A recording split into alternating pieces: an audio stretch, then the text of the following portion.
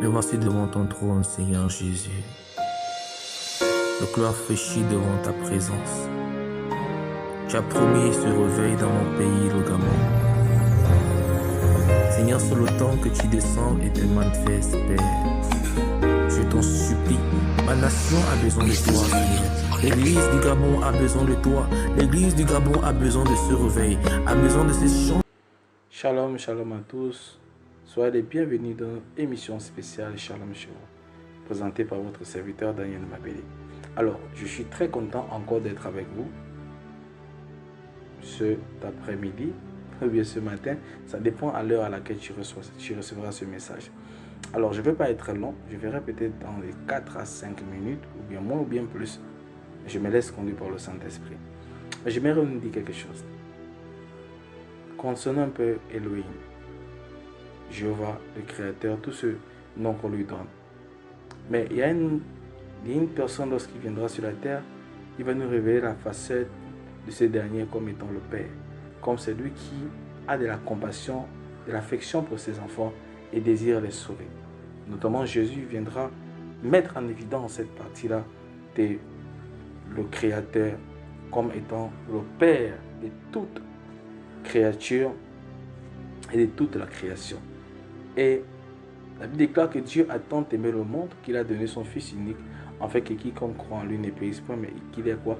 La vie éternelle. Donc, Dieu a aimé le monde qu'il a donné son Fils. Or, Dieu a tant aimé le monde qu'il a donné son Fils. On dit que Dieu a aimé le monde, il a envoyé son Fils. Mais lorsque le Fils vient, il ne présente pas étant Dieu comme celui qu'il a envoyé, il présente le Père qu'il a envoyé.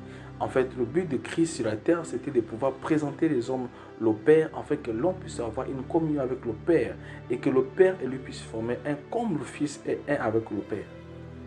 Amen. Ça veut dire que Jésus-Christ, dans sa vision et dans son but terrestre, c'était de te connecter avec le Père, afin que tu formes une seule personne avec le Père. Mais maintenant, nous cherchons la connexion avec Christ, ce qui n'est pas mauvais.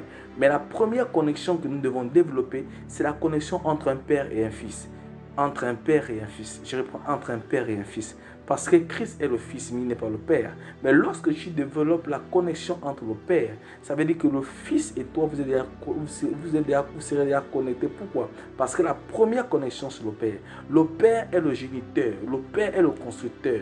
Ça veut dire que si tu es connecté avec le père, tu es connecté avec Christ. Pourquoi? Parce que Christ est connecté au père.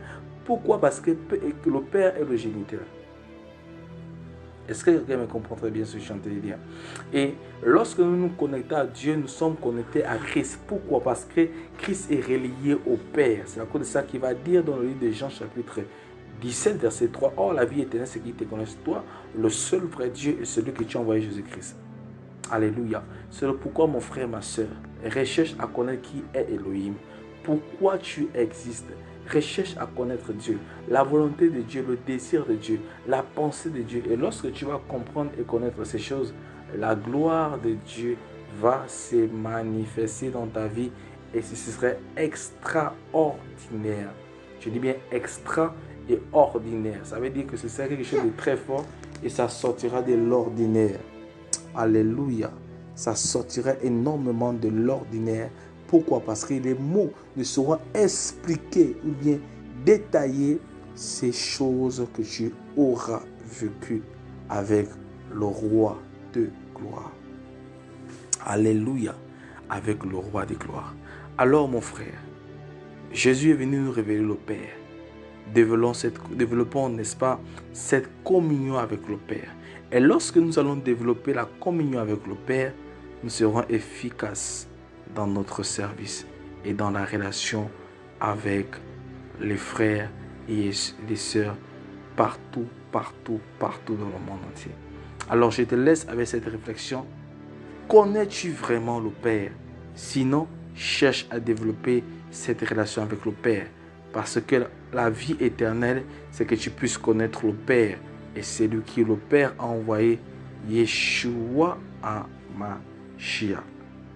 Que le Seigneur vous bénisse abondamment. Bonne réflexion chez vous.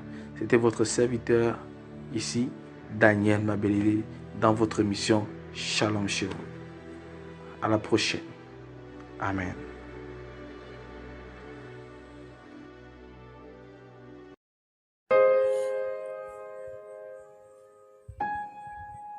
Me voici devant ton trône, Seigneur Jésus. Le cœur fléchit devant ta présence. Tu as promis ce réveil dans mon pays, le Gabon.